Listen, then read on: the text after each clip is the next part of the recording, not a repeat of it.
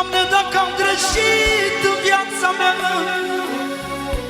dă pe mine, nu da pe fata mea, măi, Doamne.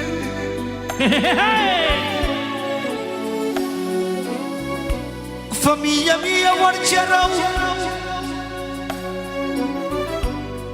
fă mie, Doamne, orice rău, dar nu fă la copilul meu, măi.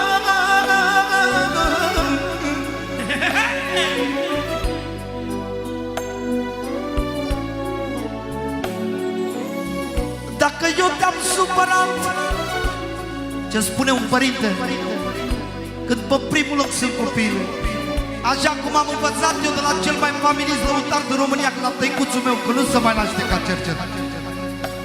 Măi, Doamne, dacă eu te-am supărat, pune-mă, Doamne, la pat sau lasă-mă paralizat, măi, Doamne, dacă eu te-am supărat, măi, Doamne. Florin Cerce! Dacă eu te-am supărat, pune-mă, Doamne, la pat sau lasă-mă paralizat, măi. Dar vreau să te rog ceva, lasă-mi, Doamne, vederea, ca să-o văd pe fata mea. Auzi,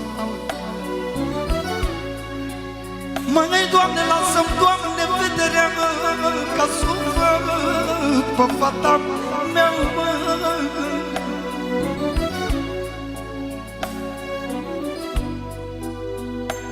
Și vine așa. Fata mea, slăbiciunea mea, te iubește rău doar tăicuțul tău.